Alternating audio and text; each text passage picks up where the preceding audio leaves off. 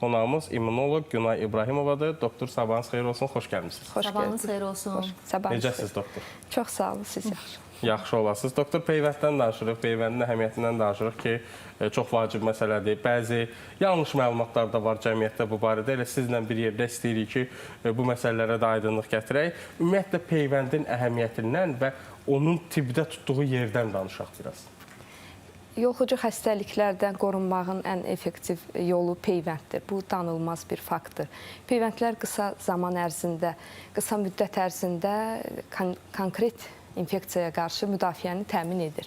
Peyvəndin qoruyuculuğu bütün ta uzun illər ərzində elmi araşdırmalarda, klinik laboratoriyalarda tam təsdiqini tapıb, yəni peyvəndlərin qoruduğu xəstəliklər o qədər əlbəttə ki, peyvəndlə idarə olunan yoluxucu xəstəliklərdən söhbət gedir. Bu 11 yoluxucu xəstəlikdən burada söhbət gedir.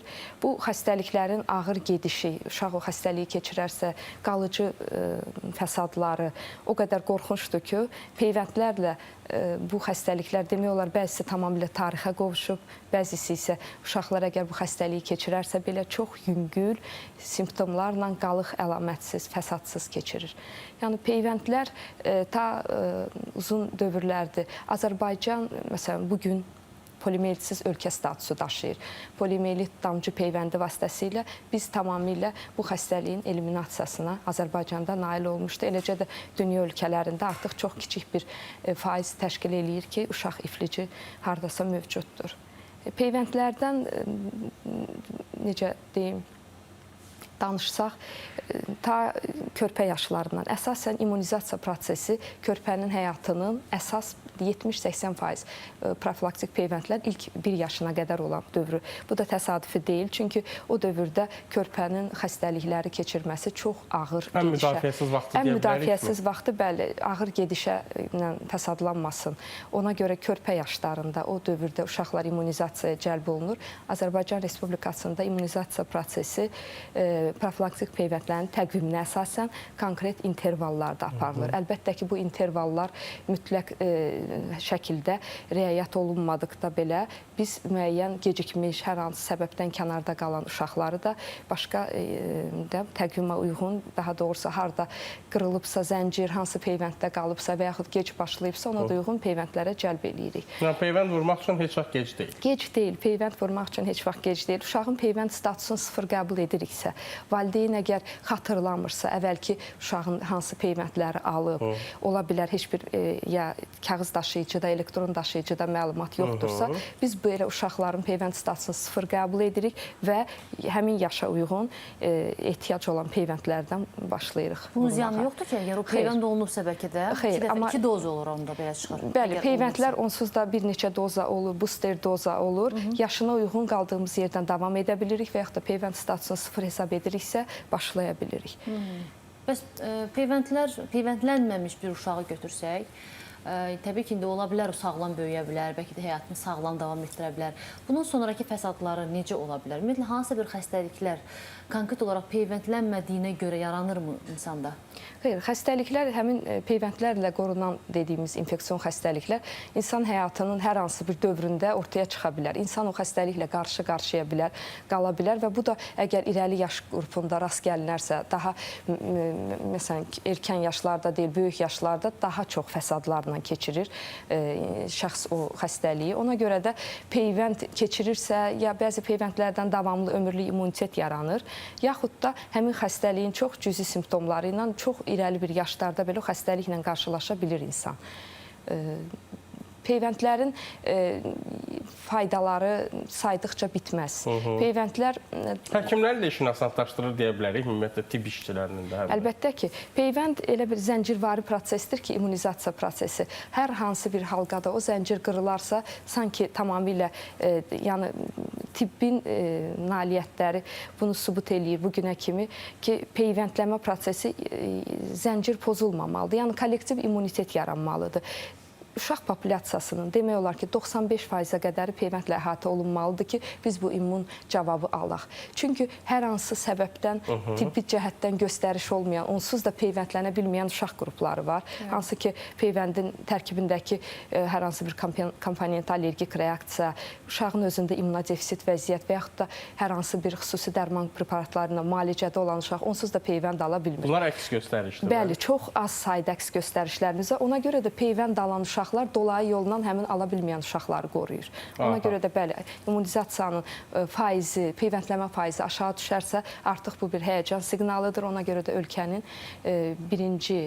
səhiyyənin birinci prioritet məsələsi epidemiya baş qaldırmasın deyə dövlətçilikdə necə deyərlər, birinci bu milli təhlükəsizlik məsələsidir. Bəli, bu böyük bir məsuliyyətdir bizim çiynimizdə, tibb işçilərinin çiynində böyük bir məsuliyyətdir. Biz bu təşviqatı, təbliğatı, sanitar maarif işini elə aparmalıyıq ki, tibbi təhsili olmayan, hər hansı bir məlumatı olmayan dezinformasiyalar belə bizim borcumuzdur ki, təbliğ edək, peyvəndləməyə cəlb edək. Çox gözəl bir yerə toxundunuz.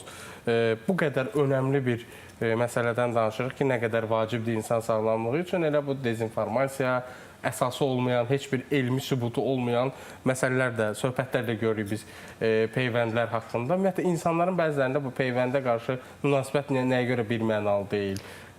Bəzən var ki, məsəl üçün onun hətta heç bir yerdə deyirəm, sübut olmadan ziyan olduğunu düşünənlər var, müxtəlif xəstəliklər yaradır falan. Nədən qaynaqlanır bu belə təəssüf ki, belə dezinformasiyalar var. Təəssüf ki, əsaslı mənbəyə istinad etmədən, təəssüf ki, ətraf mühitdən, hər hansı bir sosial şəbəkədən qaynaqlanaraq belə valideynlərdə dezinformasiyalar var. Hətta bəzi valideynlər var, düşünürlər ki, bəlkə peyvənd yox, uşaq xəstəliyi ilə canlı tanış olsun. Xəstəliyin özünü keçirərsə belə o yaxşıdır. Amma bu çox qorxuncdur. Çünki xəstəliyin özü necə qalıcı fəsadlara, ağırlaşmalara gətirib çıxardığını bilsə, bəzi valideynlər bundan yəni dəhşətə gələrlər.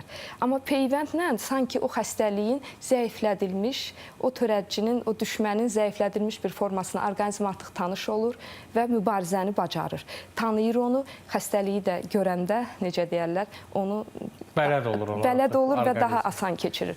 Yəni xəstələnmək, xəstəliyi təbii yolla keçirmək bu əsla bir seçim deyil. Ümumiyyətcə peyvənd seçim olmamalıdır. Peyvənd, sağlam uşaqlar peyvənd olunmalıdır. Bu seçimə qalmır. Belə düşünürəm. Amma bir çox üzr istəyirəm. Siz yəni belə ifadələr də var. Güya ki, yəni yenə də deyirəm, heç bir elmi sübutu da yoxdur. Bunu dəfələrlə həkimlər də deyiblər ki, yenə peyvənd autizm spektr pozuntusu ola bilər uşaqlarda. Halbuki bu autizm spektr pozuntusu bir irsi xəstəlik, sindromdur, spektr pozuntusudur. Yəni belə uydurma fikirlərin gəlib çıxmağı, yəni ki, həkimləri də narahat eləyir. Bəli, siz autizm diaqnozu ümumiyyətcə körpənin həyatının 2-3 yaşından tez qoyula bilmir.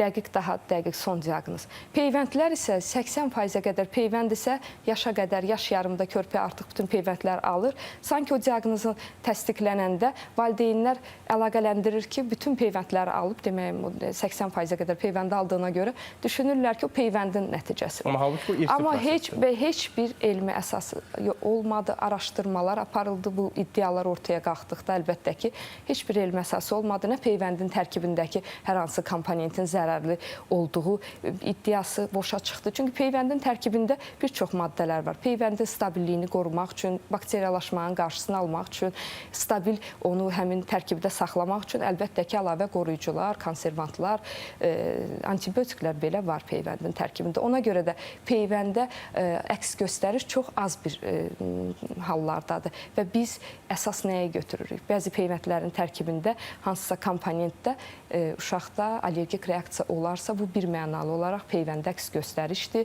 İmmundefisit vəziyyətlər, xüsusi şiş əleyhinə müalicə dövründə, kimyəvi müalicələr dövründə, sitostatik dərman preparatları ilə müalicə dövründə, o da həmin müalicə dövründə biz peyvənd etmirik. Əlbəttə ki, remisiya dövrünü gözlədikdən sonra məhz həmin qrup uşaqlar mütləq peyvənd olunmalıdır ki, onlar xəstəliyi keçirsə çox ağır keçirəcək. Çünki orqanizmin immun cavabı çox zəifdir. Eləcə də bir çox rast gəlirik ürək qüsurları ilə doğulan uşaqlar. 1 yaşa qədər normal hesab etdiyimiz ürəkdə çəpər defektləri, hansı ki, yaşa qədər biz cərrahlar, həkimlər onu gözləyir, heç bir müalicə tələb etmir. O uşaqlar belə ilk növbədə peyvənd almalıdır ki, çünki xəstəliyin fəsadlarına orqanizm o cavabı verə bilmir. Siz yaxşı bir məqama gəldik, çıxdıq. Bu peyvəndlər haqqında olan, insanlar arasında olan müəyyən bir fikirlər, aqressiya və s. Xüsusilə də COVID-19-dan sonra peyvəndlənməyə qarşı kifayət qədər belə iki tərəfli, üç tərəfli fikirlər var idi, fərqli fikirlər var idi. Və mənim ətrafımda elə insanlar var ki, indi harasa bir yer ağrıyanda, bilirsən, mən o vaxt 2 dənə peyvənd elətdirdim bu COVID-19, ona görədir. Bu başqa, buna qədər heç vaxt ağrımırdım. Yəni, hətta doğrudan da buna inanan insanlar var. Mən istəyirəm o məqama toxunaq ki, hansı insan, mən yaşa çatmışam, müəyyən bir yaşım var və mən peyvənd elətdirirəm, tutaq ki, nəyləsə bağlı.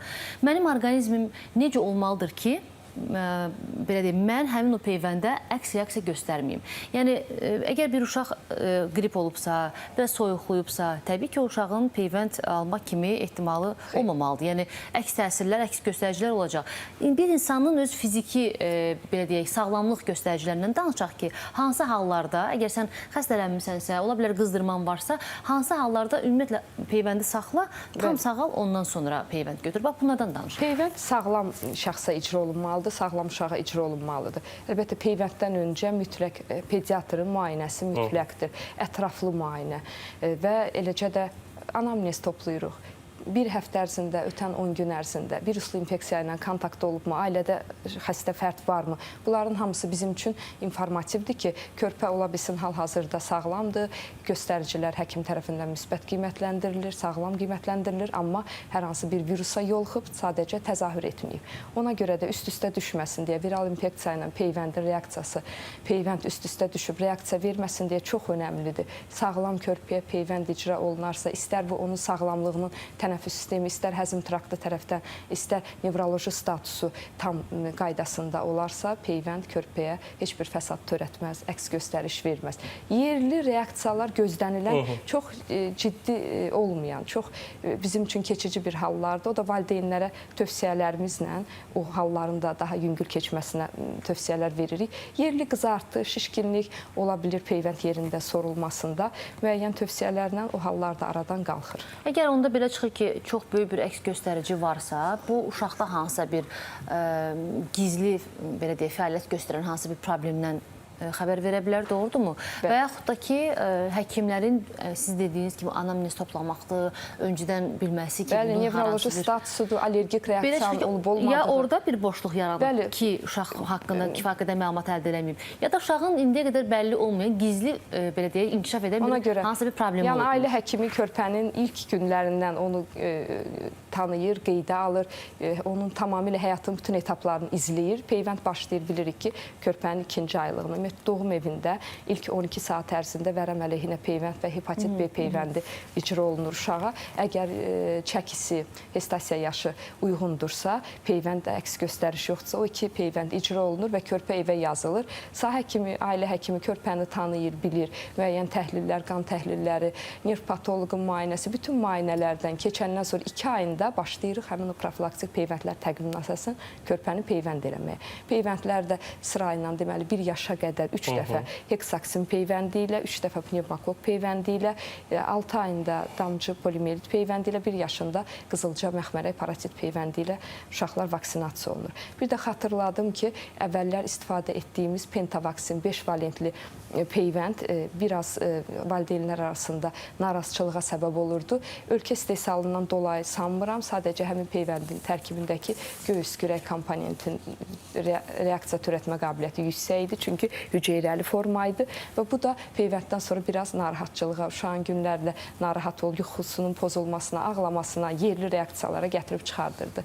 Artıq 2 ildir ölkədə heksavaksinin tətbiqinə başlanılıb. Heksavaksin 6 valentli vaksindir və bu vaksində pentavaksindən fərqli olaraq həmin o göğüs kürək komponenti artıq aselülər, yəni hüceyrəsiz formadadır.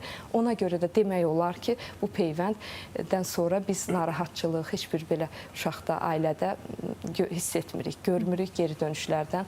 Ona görə də mən özüm təcrübəmizdə görürəm ki, geri dönüşlər var. çox yaxşı bu peyvəndin tətbiqindən sonra əhali qrupunda da peyvəndə maraq artıb. Müsbət, yəni geri Bəli, dönüşlər var. ümumiyyətcə 2006-cı ildən etibarən Ümumdünya Səhiyyə Təşkilatının təşəbbüsü ilə Avropa regionunda hər il aprel ayına təsadüf edən immunlaşdırma həftəsi keçirilir. Ölkəmizdə də bax bu günlərdə həmin həftəyə təsadüf edir.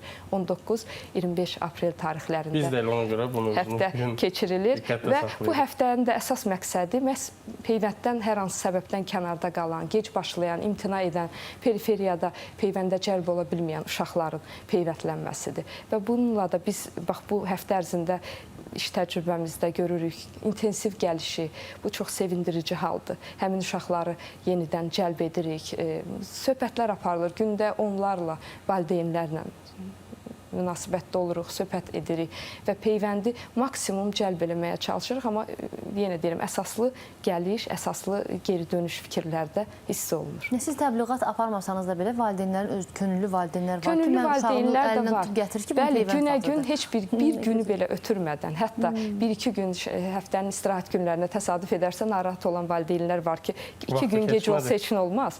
Peyvənd vaxtında olunarsa əlbəttə ki, istədiyimiz nəticəni alırıq. Ona görə təsadüfi deyil o təqvimdəki intervallar. Yaxşı olar ki, gecikmədən körpə peyvəndlənsin. Bax, elə intervallar nəyə əsasən müəyyən olunur? Məsəl üçün, bəzən insanlar düşünə bilərlər ki, hətta deyirəm ki, elə bunu bir dəfəlik uşaq dünyaya gəldi, necə ki, o 2 peyvəndi olur, elə hamısını bir dəfəlik olunsun, rahat çıxsın da uşaq da bir dəfəlik. Hansı əsaslar var ki, məsələlər var ki, bunlar müəyyən vaxt aralığında, müəyyən yaşa qədər Bəli, olur? peyvəndlər arası interval minimum 28 gündür. 28 gün ərzində o immun cavabın yaranmağı, əgər peyvəndə olan reaksiya, bunlar hamısı 28 gün ərzində baş verir. Allergik reaksiya olsun, nəsə bir fəsad olsun, digər peyvəndə qədər bizim sanki zamanımızdır. Ümumiyyətcə, anadan doğulanda körpə artıq qorunur. Çox gözəl olar ki, ana südü ilə qidalanan körpələr ümumiyyətcə demək olar ki, 1 yaşa qədər bir çox ananın südündəki antisellərlə bir çox xəstəliklərdən qorunurlar.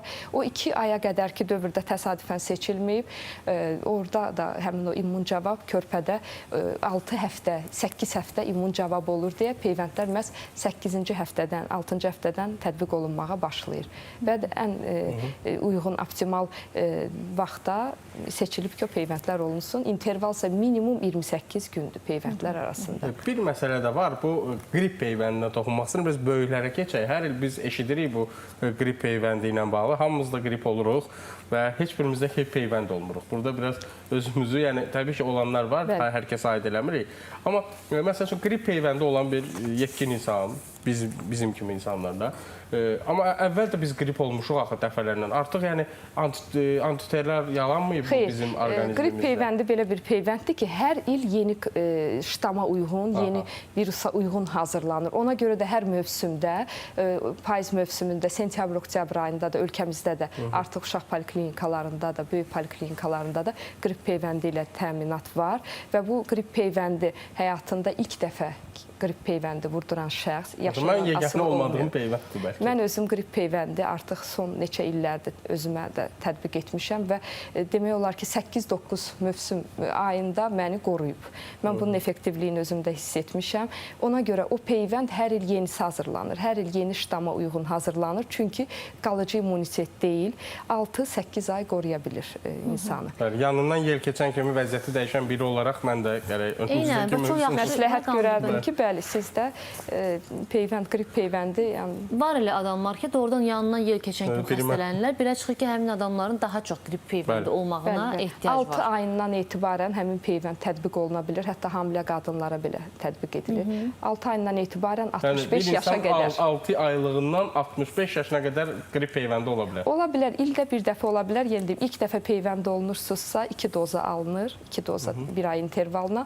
Amma təkrar illərdə ildə bir dəfə kifayət edir. Məhz mövsümündə, sentyabr, oktyabr, noyabr aylarında olsa bu daha effektiv olar. Nəticəsini görərsiniz. Qışı çıxardaq da rahat. Nə görə? Ona deməli hələ ki vaxtımız var. Bəli, vaxtımız var. Amma bizim sizinlə artıq söhbətimiz sona çatır. Çox sağ olun. Təşəkkür edirik. Faydalı tövsiyələriniz, məsləhətlərinizi bildirdiniz və qonağımız immunoloq Günay İbrahimova idi və biz bugün peyvəndlərdən danışdıq. Peyvəndlərin nə qədər insan həyatında və ümumiyyətlə cəmiyyətdə, insanlıqda nə qədər önəmli rol oynadığından danışdıq.